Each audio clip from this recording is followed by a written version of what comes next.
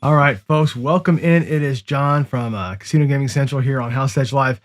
Going to be a fun show today, I think. I'm looking forward to this one for all week. I probably could have done this show every day this week, once for each game, but I'm going to try and cram it all into one and give you kind of a precursor as to how I'm going to teach these games when we go forward. So, good morning, Pat, the Plow. Of course, Ron's here, and Gary's here too. So, all right. Let's get to it. I want to talk today about randomness, and the theme of the show is going to be the casino as a whole and what and how that business kind of works, right? So if we look at like the things I say all the time, right? Like we know that casinos out here to kind of grab your money. How do they do it?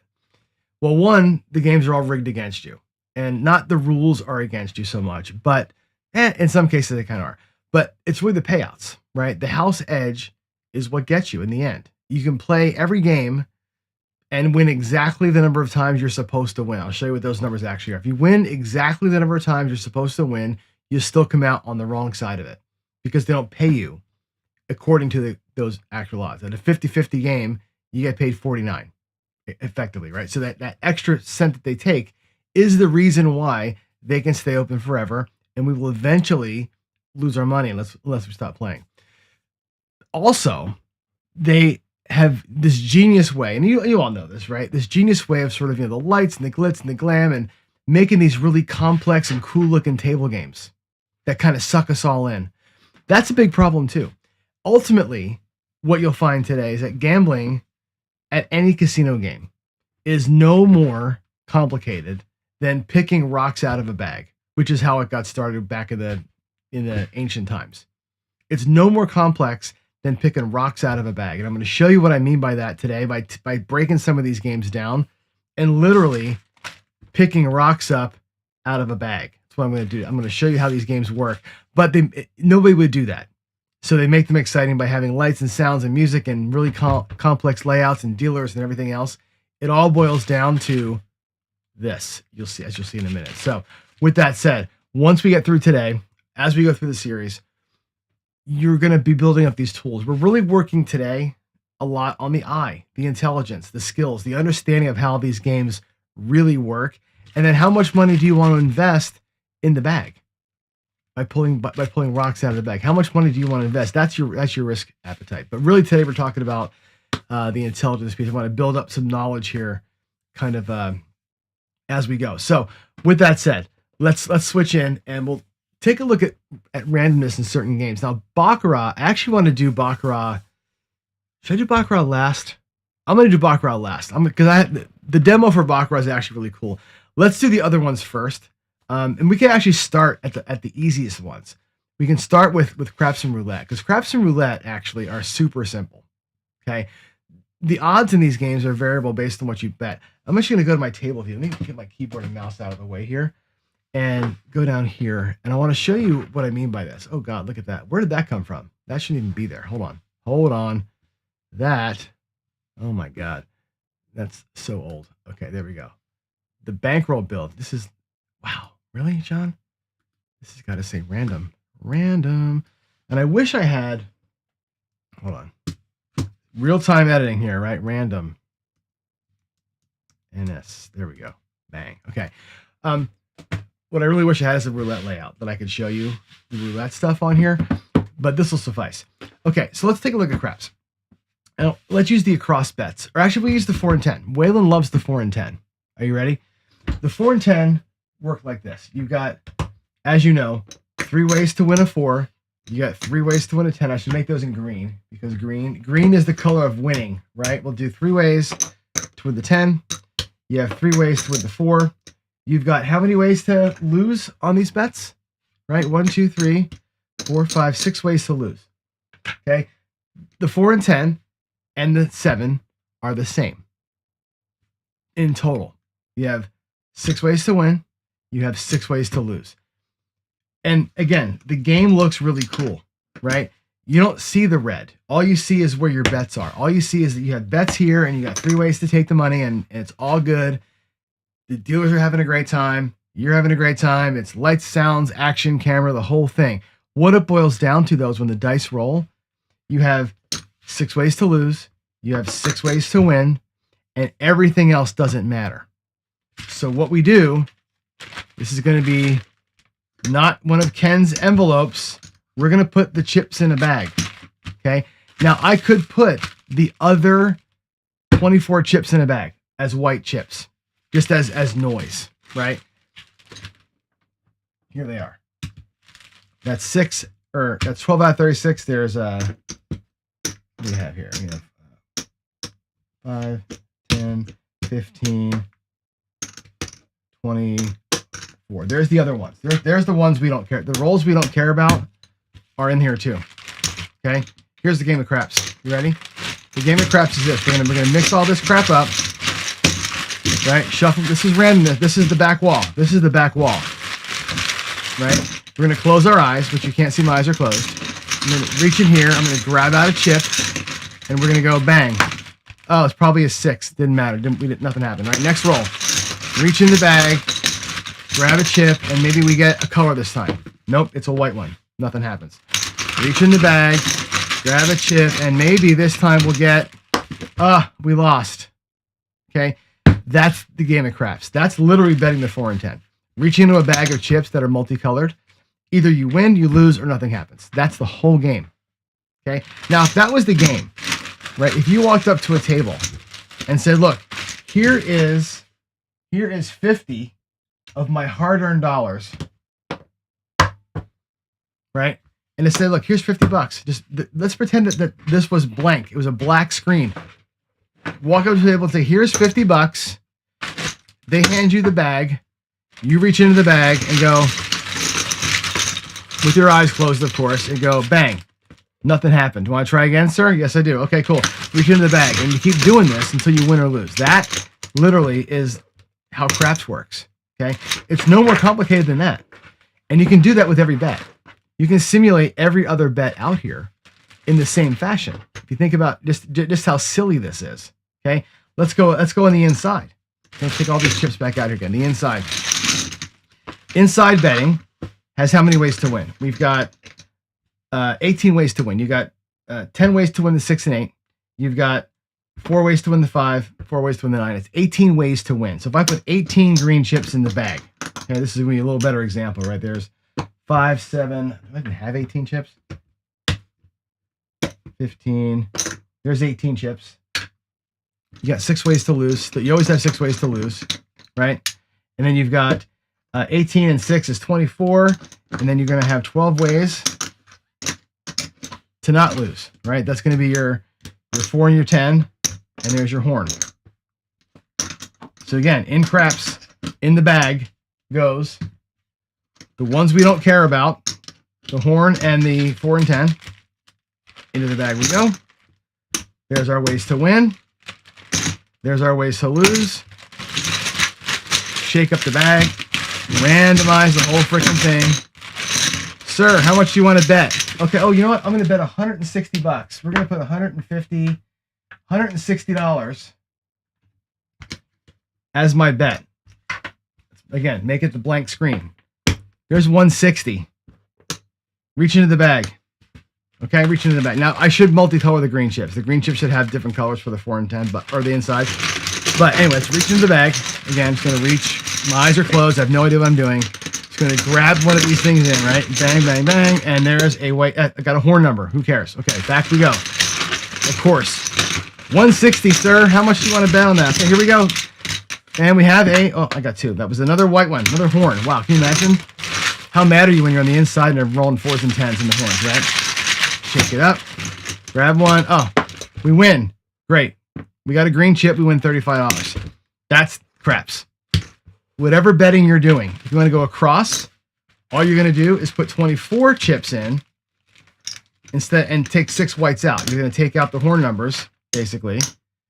Instead of those 6, we're going to put in 6 greens from over here. Do I have 6 greens? I do.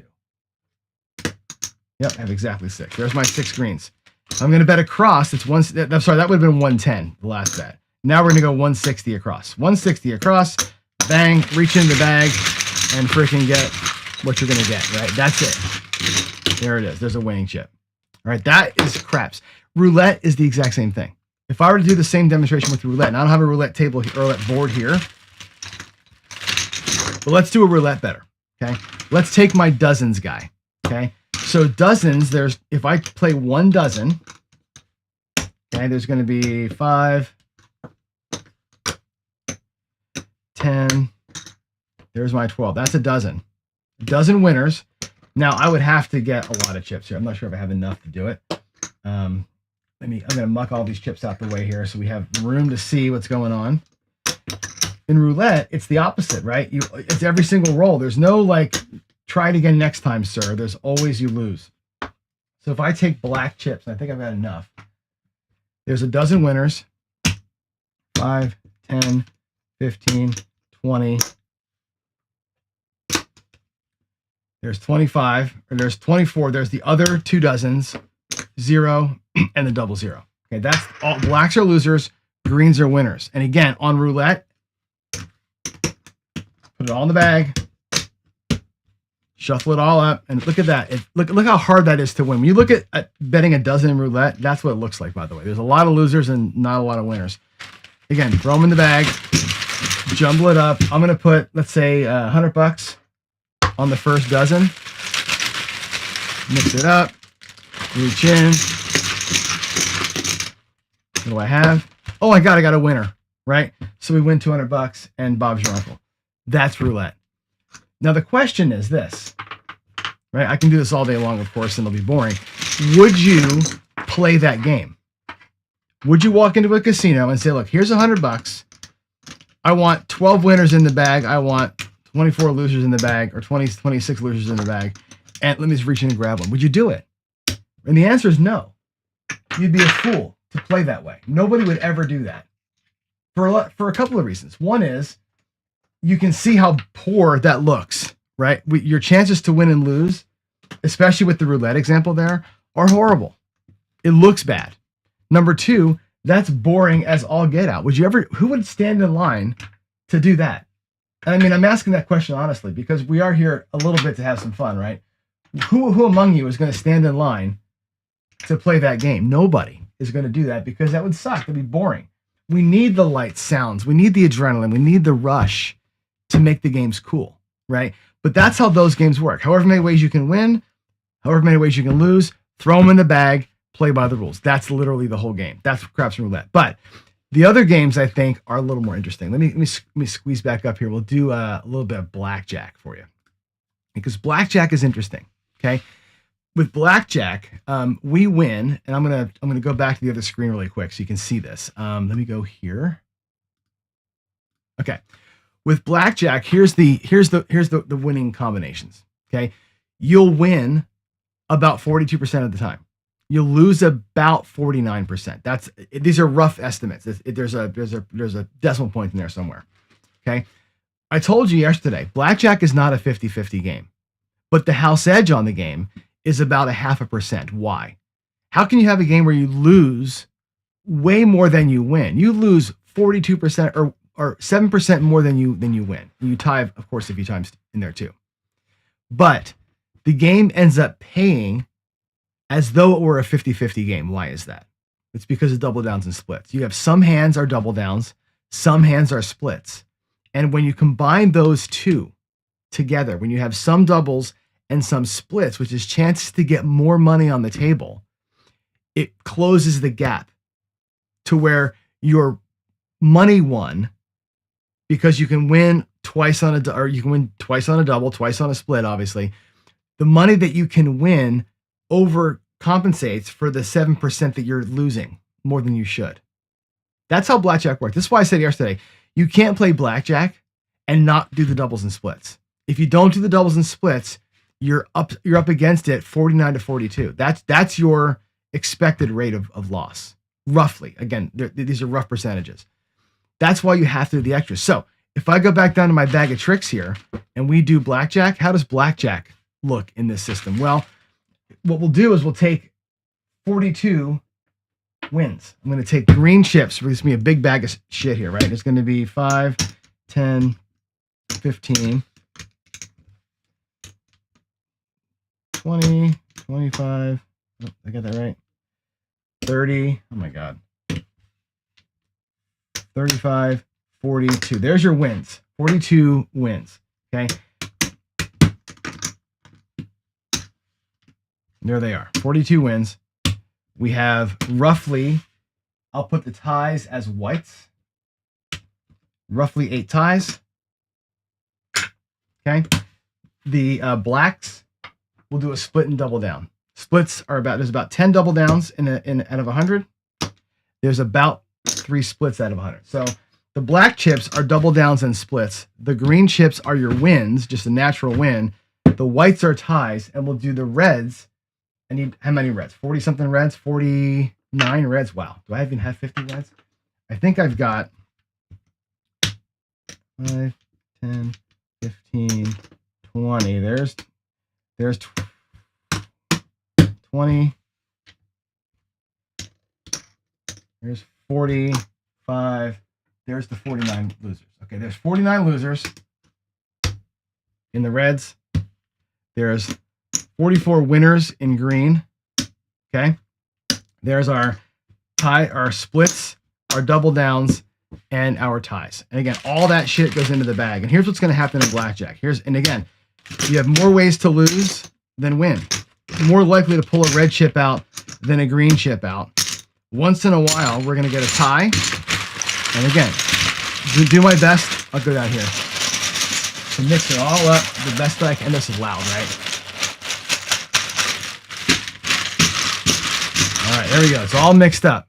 Let's play a hand of blackjack, sir. Okay, fine. Here's $50 or here's $25. Let's go. $25. You want to play some blackjack? Sure. Reach in the bag. Okay, what do we get? A winner. Congratulations, sir. You won. Cool. Let's put it back in again.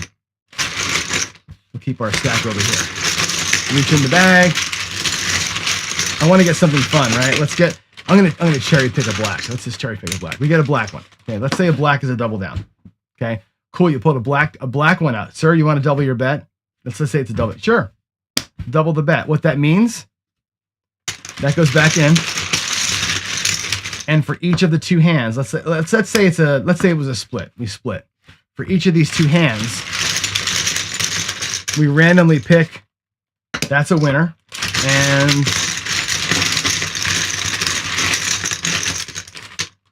And that one's a loser. So for each of the hands, you go back into the stack again. And that's literally how blackjack works. Okay. You might win, you might lose, you might get a chance at more money. And as you saw, one of them won, one of them tied. That's how you bridge the gap of the house edge and blackjack. That's exactly how basic strategy works. And that's why we do these things, right? So again, I'm going to pardon noise while I dump this shit back out again.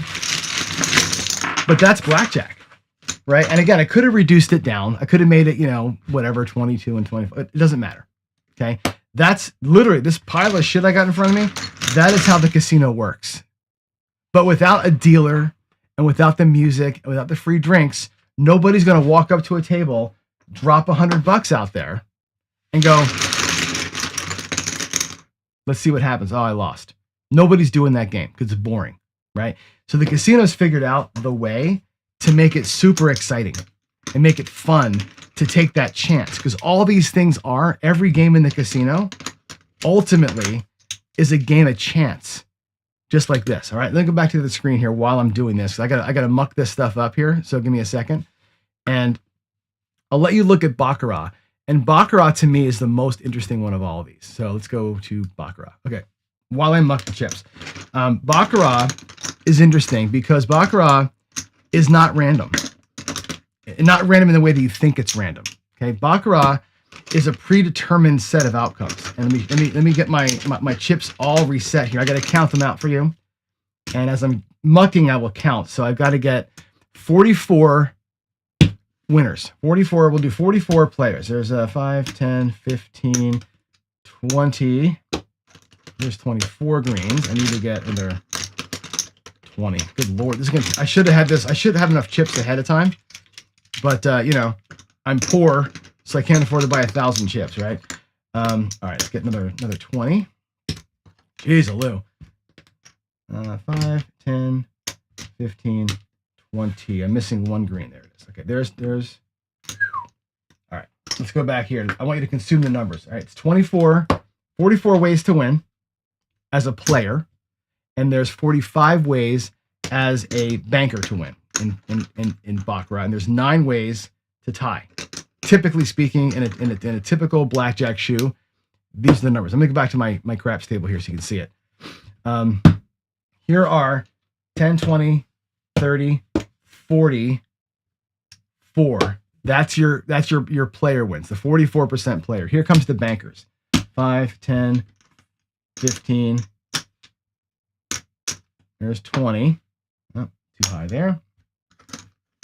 Almost got it. Oh my gosh, this is a good example, but it takes a while to set up. That's why when I do each game again, we'll see.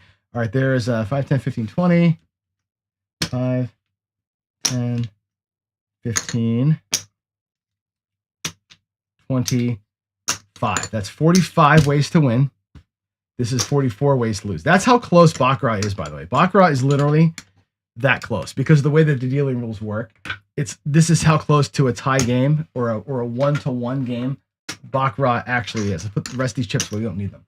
Now, this is just purely percentage based. Here's by the way your 5. There's your 9 ways to tie. Okay, so baccarat is 44 player wins, 45 banker wins, 9 ties. That's how a shoe typically is constructed in baccarat.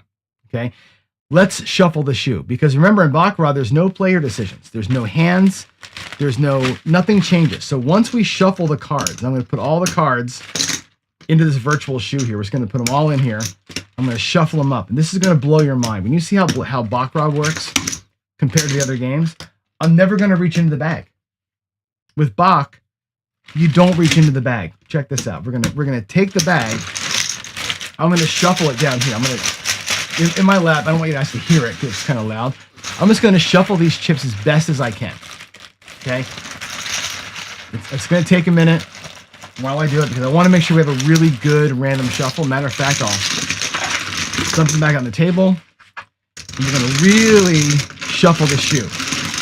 Okay, as best I can. We're going to mess these chips up. This is a shuffle and box. And what's going to happen here is each of these colors represents a full hand where you play the hand out and player wins or banker wins, right? So it's about 80 hands per shoe, depending.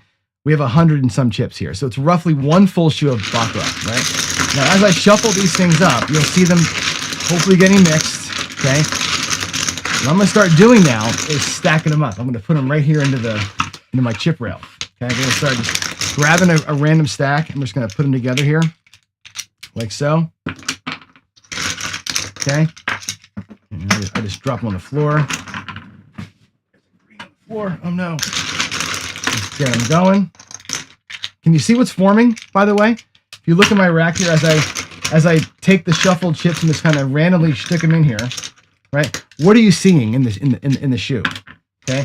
And again, the casino will see the shoe from on top, right? The shoes that come pre-shuffled, they already know the order of the hands. Oh my gosh, this is such a pain in the ass.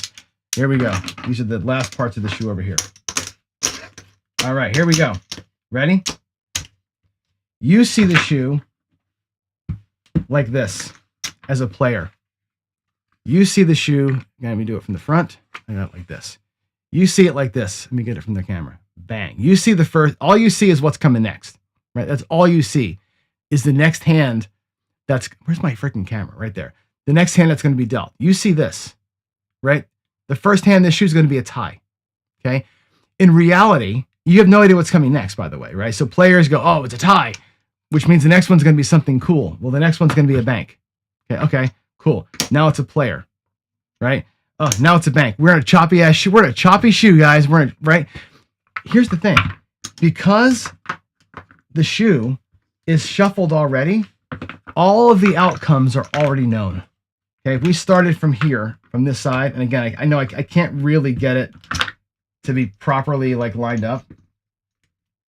It'd be like this. The best I can do is kind of this, guys. I'm sorry. There's your shoe in order. That's a baccarat shoe.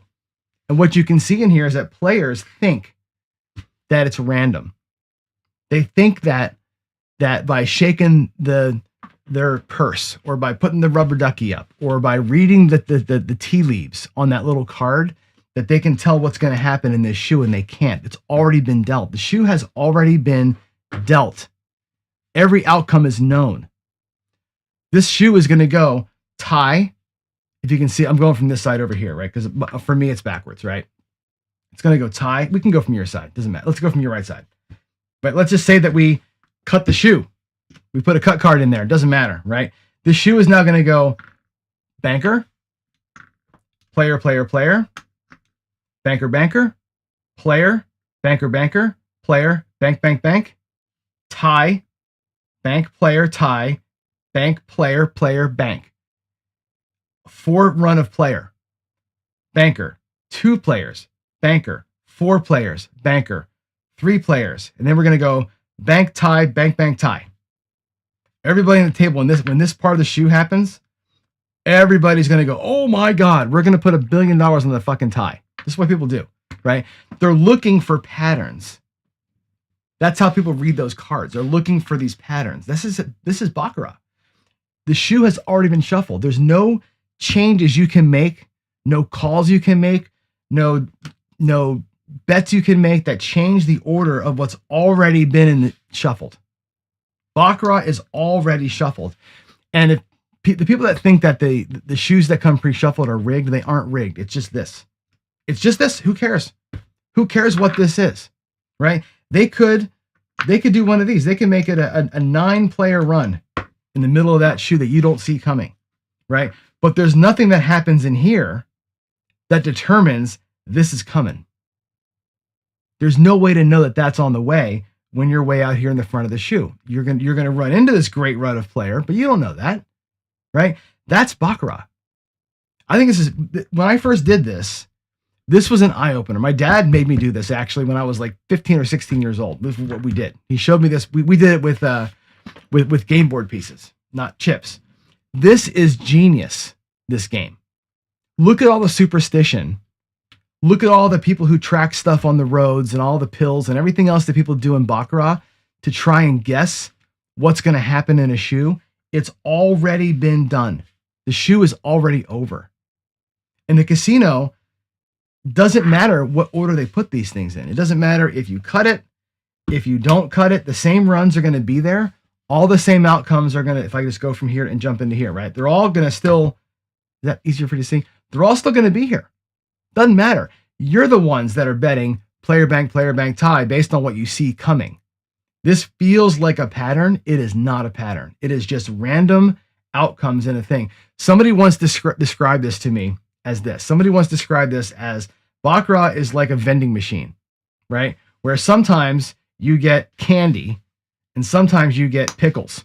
You just don't know. It's already been filled. Some guy came in overnight and filled the vending machine up with random shit. You might get candy for your buck. You can't see what's in the vending machine. The vending machine's painted black. You might put a buck in and get a piece of candy. You may put a buck in and get a fucking pickle, right? Oh shit, another pickle. Damn it. I need some candy in my life. Another $1. Finally got some candy. Literally, that's baccarat. Predetermined, pre-done. All the outcomes are known, not pre-known by the casino, but the outcomes are already determined in the shoe. All you're doing is betting on what might be happening or what's coming up next. Nothing that happens over here has anything to do with what happens back here. Nothing. There's no betting the chop. It's all bullshit. It's all bullshit. For me, I like to bet what came last only because it's easy. It's easy to remember what came last. If you want to stick on banker or player all the time, you're going to for sure get the 45 to 44 outcome. If you bet on one side or the other, you're going to, over time, get that 1% difference. If you follow the shoe, you might catch a run of something. Now, here's something to point out. I've seen people talk about this. Again, when I do the Baccarat series, we'll talk about it. But what is more likely to happen in a shoe? I'll put these over here. 1, 2, 3, 4, 5, 6 in a row of player. Is that more likely than this pattern? Banker, banker, player, banker, banker, player, right? If I do that system, okay, if I bet on this or if I bet on this, what's more likely to happen? Which of those patterns is most likely to happen? 6 players in a row or some weird banker player, banker player. What's more likely to happen? Somebody in chat, give me the answer to that question. Which of those two is more likely to happen? Because some people only bet player. Some people only bet banker. Some people predetermine some sort of a pattern they're trying to attack, thinking that if I bet the opposite of this, if I martingale green, green, red, green, green, red, if I martingale that, the only way that I lose is if this exact pattern happens. That'll never happen. I'll never see, I can go 8 steps. I can go 8-step martingale and do that. The only way I lose if I martingale this is if the outcomes are player, player, banker, player, player, banker. If it's the reverse of this, it's never going to happen. It's the exact same. 40Craft has it right. They're the exact same. 8 players in a row, 8 of this exact pattern of 8 has the exact same chance of happening. It does not matter. It's a 50-50 game. There's no difference in betting this or betting that. Predetermined. I'm going to come to the table. I got 8 bullets. I'm going to bet literally banker, banker, player, bank, right? Doesn't matter. You saw the shoe. The shoe already knows. And there's no different opportunity. Let me turn it around so you can see it. There's no different complexity to this or this happening, right? You go, oh my God, there's been 6 players in a row. It's incredible. If you actually look at the charts that they make, you'll see that this happens also. The problem is we're humans and we're dumbasses and we can't remember this. You're never going to see this on a chart. You're not going to be able to quickly go, oh, I see. It's 2-1, 2-1, 2-1. You're not going to instantly see that. Maybe you will. Maybe if it was this, maybe if that was the pattern we went to. Oh my God, that's even worse, right? Got player, 4 bankers, player, 2 bankers. That's never going to happen. Of course it is. It's the same chance as that happening. But on the screen, this is harder to see. It's harder to remember where you are in the place. It's harder to feel it. This is easier to bet. And that's why we do this. That's why people pick a side. Or they do just, you know what? I don't even want to think about it. I'm just going to follow the shoe. And if I bet this, flat betted it, right? It's just, like I said, let's say you're betting player all the time. You would win 1, lose 4, win 1. In this same series, you'd be 2 and 4. If I bet player all the time here, I catch the run. That's the only reason why people pick a side or they pick a pattern. That's literally it. Hope that makes sense. That was yeah, when my dad showed me that, I was like, you have got to be kidding me, because I was falling into it. Let me get back to the main screen. Where's me? There we go. I was in the same trap, right? I was looking at the chart, looking at the idiot board as an idiot, thinking that I'm chopped, or thinking that it's a banker heavy shoe or whatever it is. You have no idea what it is. There's the shoe. We have no idea what's in that freaking shoe. We have none, right? This one happens to have a couple of good runs in it. It's got a run of 4, run of 4, run of 4, and a run of 7 over here. Ahead of time, you don't know that, right? Trying to figure it out is impossible because the shoes don't always run 45 to 44. Let me go back to the other screen there. There we go. The shoe doesn't always run exactly 44 player, 45 banker. Sometimes the shoe is 34 player, 55 banker. They go heavy sometimes. It just is what it is. You don't know that going into it though. So you play the game as though this was the outcome. And you bet it as though that was the outcome. There was and I bring this up all the time. There's a famous study that said, if you knew the outcome, how would you bet? Right? If I gave you 100 coin flips and you knew it was going to be 45 to 44 or 55 or whatever, you knew the outcome ahead of time, how would you bet? That's the answer to the question. How would you bet knowing the likely outcome is going to be exactly 1% difference? There's a way to make money in that. That's why I talk about streak betting all the time. I know patterns aren't real, but streaks are real. As you're betting this shoe, you're going to run into, at some point, you're going to run into that nice little run of greens in there somewhere where you can get your little streak. You're betting for that. You're trying to tie, hammer that freaking streak when it shows up. Most shoes are not full chop. There's going to be runs in there. Your goal here, to me, play for the tie, hammer the streak, or do a negative. That's Baccarat. All right. Let me get back here and look at some questions. I think we might have a couple of questions that came up. I didn't look at all during a chat during the show, so let me see what's in here. All right. Thanks for that. Yeah, that is fast. I think this is the way to look at it, right? I really believe that when you go low fidelity, sometimes it's the way to look at how these games really work. There's no more complication than that. It's not more complex than, like in craps, 24 ways to win, 6 ways to lose, grab a marble, hope it's green. Like literally that's the whole game. You know what I mean? Yeah. All right. 40 Crap says, can I clarify the fact that 7 is not likely to roll 1 in every 6 rolls? That's average over many rolls. That is 100% true. I don't use that as a gauge for a strategy. When I hear a strategist say, we've seen 3 rolls, we need to duck away from the 7, I cringe when I hear that. There's no math to that at all. Okay. The average roll length is actually 8.5 rolls, because that includes the come out series and the final 7. So 1 or 2 rolls. When you think about this, right? If it's about a roll to get your come out point set, it's the 7 at the end, right? There's about 6 rolls in the middle there, on average, over a massive amount of time. To get an average of 7 or 6.5 or 8.5, whatever the real average is, you have plenty of super long rolls and plenty of super short rolls. That's an average. There's no likelihood that the 7 is coming. Okay. Every single roll in craps has the exact same chance. It doesn't matter what happened before or next. That number right there is always looming.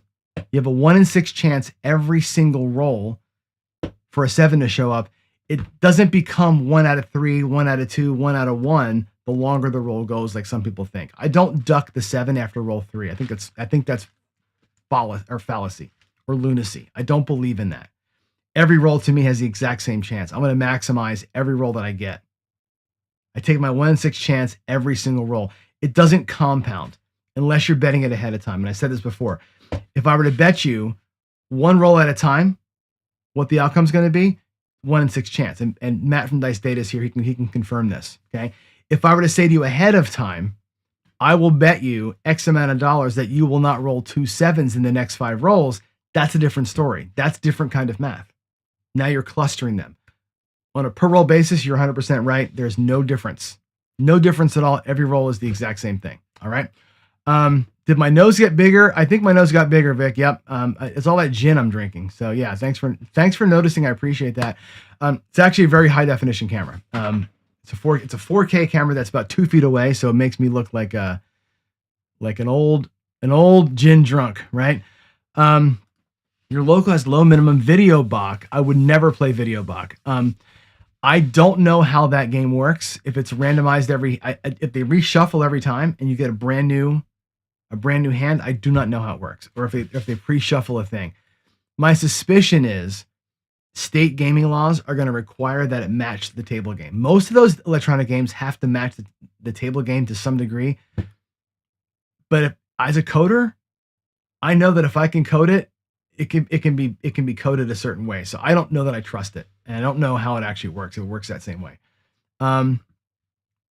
Yeah, and that was the thing I was talking about earlier. So if in Baccarat you can find a progression that finds the trends that oppose, there's no trends, right? Do you see a trend in here? Again, I'll ask the question: is this trending? Is there any trends in this thing? Right? I asked you the question. If you're looking at it from this direction and all you see is what's coming next, right? This feels a little choppy, doesn't it? Right? It's feeling choppy. But in reality, it was just a bunch of stuff in a row. There's no trend there, right? A trend needs something to make it happen, right? Like wind makes weather. There's no trend here. It's pre-shuffled, shit's in the deck. There's no such thing as this is why I said there's no such thing as a trend, especially in Baccarat.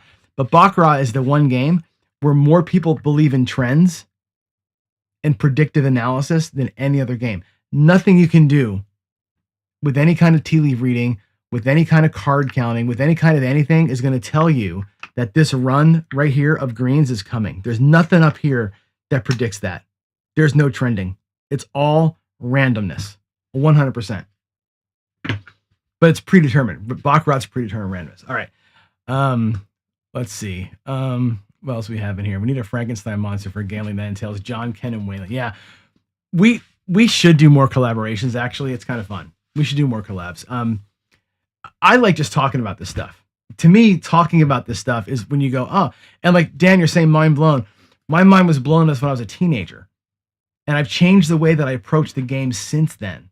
Like I go, wow, like that to me, that's what turned me into math math guy. Not math guy, but like anti-trend and all that kind of stuff, because I know what the fuck happens, man. I know that this is the way the world works. This is the way the Baccarat world works, right? And craps is no different than reaching into the bag and praying to God you get a green one. That's literally all that it is, right? Which is why people bet across. If you think about betting across in craps, right? You got 24 greens and 6 reds. That's the reason why people bet across, because they feel like mentally they can reach into that bag and have a better chance of getting a green than one of the reds. That's the reason why we bet across, because we want to make sure that we have a higher chance to pull a green chip out the bag than a red one. That's the whole reason for it. That's why right side play is what it is. You have more chances to win when you grab more numbers. When I go to 6 and 8 and there's only 10 greens and 6 reds in here, look how scary this looks. I want you to see this, right? Here's 5, there's 10, there's my 6, there's my 8, and here's my 7s, right? The 6 and 8 looks like this. Can you see this in the bag? There's 10 greens and there's 6 reds. People who say the 6 and 8 is the safest, easiest way to play the game of craps, look at that bag. Look at the bag. That's not a very good chance to win, right? That's a lot of money out there for not a high probability of pulling a green one out. That's why you go inside or across, because you put more greens in there to counteract some of the reds. Now, of course, the more greens you have, the more money it costs you to make the bet. But this right here, that's not a great chance. I'm not looking at that going, oh yeah, sign me up. Not doing it, right? When you realize that that's how the game works, you go, let me just get on out of here, right? And I do agree with this, right? Progressions, you can eliminate chop. When you bet correctly, Baccarat to me is the game, again, that teaches you how to bet, not how to play. This is a betting man's game. We look at Baccarat, we can, and I will do this when we teach Baccarat for real. I'll pre-do this.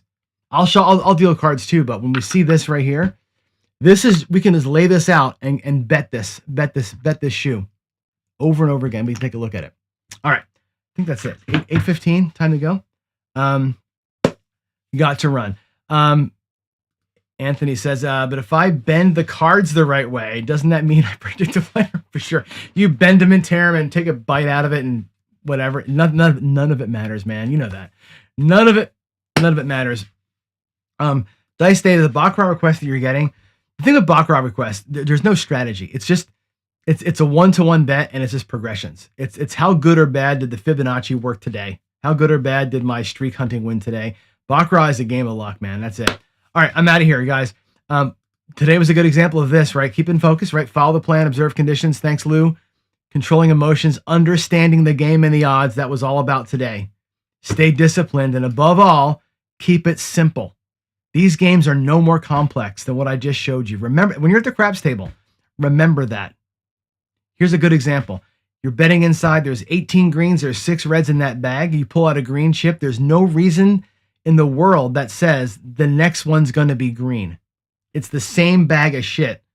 You're just pulling out a new chip the next time, right? There's no reason to say it's going to keep on pulling greens. However, in craps, the more greens you pull, the more money you can make. Keep it simple. Ultimately, casino games are extremely simple. They are simple. We make it complicated. Let's not do that. Love y'all. God bless. See you Monday. Have a great weekend. Bye.